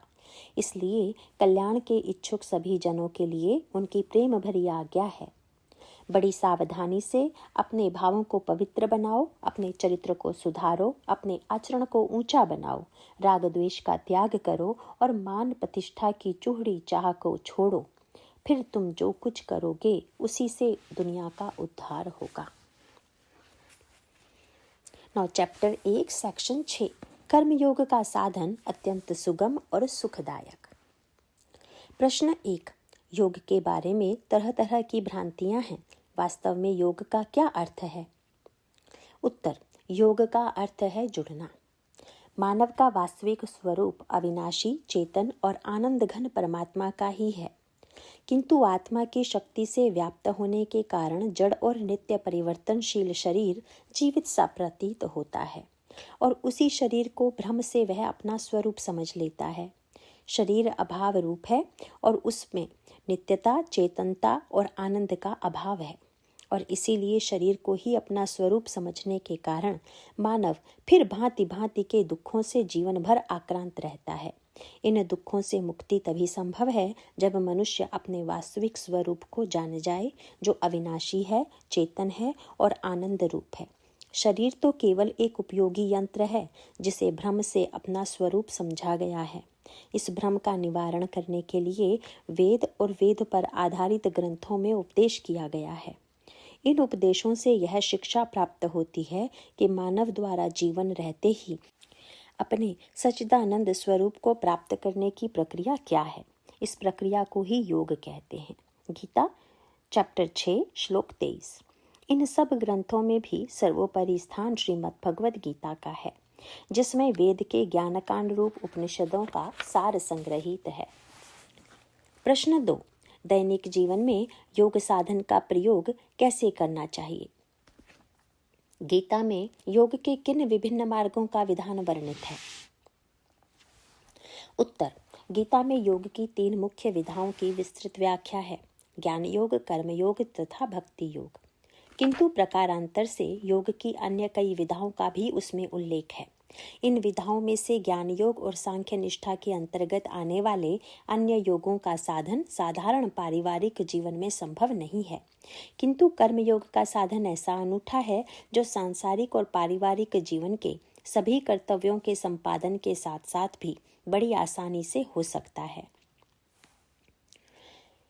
प्रश्न 3, कर्मयोग का सरल उपयोग कैसे करें? इससे दैनिक जीवन में क्या सुधार आएगा? उत्तर, कर्मयोग का अर्थ है कर्म के माध्यम से भगवान से जुड़ना। अतः जो भी कर्तव्य कर्म किया जाए उसे भगवान का ही प्रिय कार्य समझकर उन्हीं की शक्ति का आश्रय लेकर उन्हीं की प्रसन्नता के लिए भली प्रकार करना और फिर इस परिश्रम का फल भगवान के ही चरणों में समर्पित करके उस फल से अपने स्वार्थ का संबंध न रखना, यही कर्मयोग की सरल विधि है। यह विधि जीवन के प्रत्येक कार्य पर लागू हो सकती है, चाहे कोई बड़ी योजना हो अथवा दैनिक जीवन के छोटे छोटे कार्य। इस प्रकार कर्मयोग के साधन द्वारा योग की परमोच्च अवस्था नैष्कर्म्य सिद्धि की उपलब्धि हो जाती है। इसमें थोड़े से ही कर्मयोग के आचरण से महान फल की प्राप्ति होती है तथा जीवन अपने आप व्यवस्थित, अभाव रहित और आनंदमय बनता जाता है। ज्ञान योग के साधन की अपेक्षा कर्मयोग में थोड़ा समय अधिक लग सकता है, किंतु सुगमता से संपादित होने के कारण ज्ञान योग की अपेक्षा यह अधिक श्रेयस्कर है। गीता चैप्टर 5 श्लोक 2। कर्मयोग में यह विशेषता भी है कि इसके साथ साथ भक्ति योग का भी आचरण न केवल संभव है, अपितु वह इसे एक विचित्र माधुर्य से भर देता है। इससे कर्मयोग का साधन अत्यंत मनोरंजक एवं रसपूर्ण हो जाता है। चैप्टर 9 श्लोक 2। प्रश्न 5, योग साधन के प्रति मन इसलिए आकर्षित नहीं होता क्योंकि ऐसा लगता है कि यह साधन बड़ा गूढ़ और कठिन है, हमारी मलन बुद्धि इसे कैसे धारण कर पाएगी।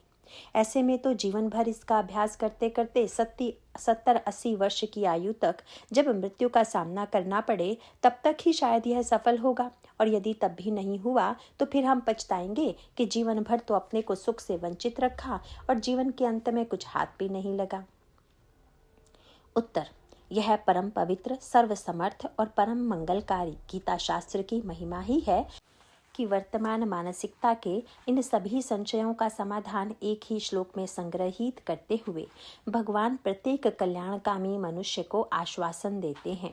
राज विद्या राजगुह्यम पवित्रम इदम उत्तमम प्रत्यक्षावगमम धर्म्यम सुसुखम कर्तुमव्ययम। यह ज्ञान संपूर्ण विद्याओं का राजा अर्थात सर्वश्रेष्ठ विद्या है। यह गूढ़ तत्वों का प्रकाशक है एवं अति पवित्र, उत्तम, प्रत्यक्ष फल देने वाला, धर्मयुक्त, साधन करने में बड़ा सुगम और सुखद तथा अविनाशी है। चैप्टर 9 श्लोक 2। इस प्रकार योग साधन के विषय में उपरोक्त प्रत्येक संशय का समाधान इस श्लोक में विद्यमान है। नंबर 1, राजगुह्यम, सभी गूढ़ तत्वों का प्रकाशक। वास्तव में साधारण मनुष्य के लिए सबसे गूढ़ तत्व तो संसार ही है। जीवन भर वह इसके रहस्य को समझकर इससे सुख पाने की चेष्टा करते करते हार जाता है कि किस प्रकार व्यक्ति, वस्तु, घटना, परिस्थिति का उपयोग कर लूं जिससे स्वार्थ सिद्ध हो जाए और कामनाओं की पूर्ति हो। इस श्लोक में भगवान कहते हैं कि योग साधन एक ऐसी विद्या है जो संसार और उसके आधारभूत सभी गूढ़ सिद्धांतों पर प्रकाश डालने वाली है। इसी से हमें संसार को नियंत्रित करने वाली सरल युक्तियां प्राप्त होती हैं।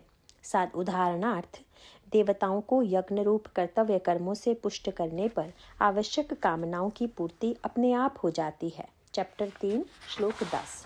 अथवा मनस्थिति ही परिस्थिति बनाती है, इसीलिए प्रत्येक व्यक्ति, वस्तु, परिस्थिति से अनुकूलता व सहयोग तभी प्राप्त होंगे जब अपने व्यवहार से इन सब में स्थित भगवान को हम यही भाव प्रदान करें। चैप्टर 4 श्लोक 11। नंबर 2, पवित्रम, परम पवित्र। बुद्धि मलिन होने के कारण योग साधन अपनाने में असमर्थता का भ्रम वैसे ही अर्थहीन है जैसे शरीर के अत्यंत मैले होने के कारण उसे स्नान के लिए असमर्थ मानना। गीता के ज्ञान की धारा तो परम पवित्र गंगा जल जैसी है, जो अंतःकरण में जमे अनेक जन्मों के मल आवरण पाप वासनाओं को धोकर अयोग्य व्यक्ति को भी इन सिद्धांतों को जीवन में धारण करने की संपूर्ण योग्यता प्रदान करती है। नंबर 3, प्रत्यक्षावगमम, प्रत्यक्ष फल देने वाला। यदि कोई साधन अभ्यास करते करते 70-80 साल की आयु में मृत्यु बिंदु पर ही सिद्ध होने वाला हो तो वह मनुष्य के किसी भी काम का नहीं है। कारण यह है कि मृत्यु उससे पहले भी तो आ सकती है। अतः मनुष्य को तो वही साधन आकर्षित करता है जो तुरंत ही प्रत्यक्ष फल देकर उसके वर्तमान जीवन को कल्याणकारी बनाए। कर्मयोग की यही विलक्षणता है और इसीलिए इस साधन को इसी लोक में शरीर के रहते हुए ही तुरंत धारण करने की आज्ञा भी दी गई है। चैप्टर 5 श्लोक 23। नंबर 4, सुसुखम कर्तुम, करने में सुखद सुगम। कहीं न कहीं मनुष्य के मन में यह भी शंका छिपी रहती है कि वर्तमान जीवन में धर्म पालन और योग साधन अपनाने से कल्याण भले ही हो जाए पर सुख तो प्राप्त होगा नहीं। इसीलिए इस साधन की ओर पूर्ण तत्परता के साथ लग जाने का दृढ़ निश्चय नहीं बन पाता। इस भ्रम का निवारण करते हुए भगवान कहते हैं कि संसार में किसी प्रकार हाथ पैर मारकर कामना पूर्ति के सुख के पीछे भागते रहना तो फिर भी कठिन और थकाने वाला है। इसके विपरीत यह योग साधन तो अत्यंत सुगम और प्रभावी है तथा वर्तमान जीवन की हर प्रकार की परिस्थिति में प्रेम, शांति, प्रसन्नता और उत्साह बनाए रखने का एकमात्र और अचूक उपाय है। नंबर 5, अव्ययम, अविनाशी। यदि इस साधन को करते करते मृत्यु या अन्य किसी निमित्त से यह बीच में ही छूट जाए तो जितना साधन किया गया है उसका फल अविनाशी ही रहता है। यह फल उस मनुष्य के पुनः योग साधन में लौटने की प्रतीक्षा करता है, वह चाहे इस जन्म में हो अथवा भविष्य के किसी मनुष्य जन्म में। इन सभी लक्षणों से यह बात तो स्पष्ट हो ही जाती है कि जिसने मनुष्य योनि में जन्म लिया है और वह भी भारतवर्ष की आध्यात्मिक परंपरा के मध्य, उसके लिए अध्यात्म का यह मार्ग वैसे ही सहज स्वाभाविक है जैसे शरीर में सांस का आना जाना।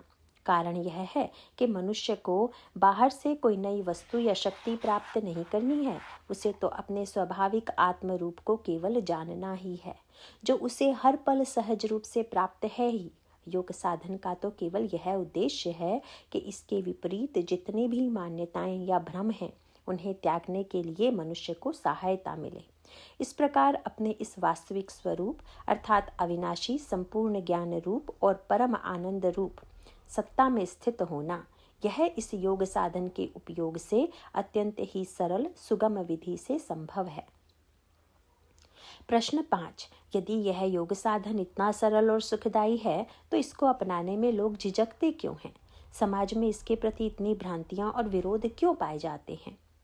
उत्तर, योग के संबंध में जो भ्रांतियां हैं उनका आधार यह है कि जीवन के आरंभ काल से ही मानव अपनी कामनाओं के एक अनंत जाल में फंस जाता है।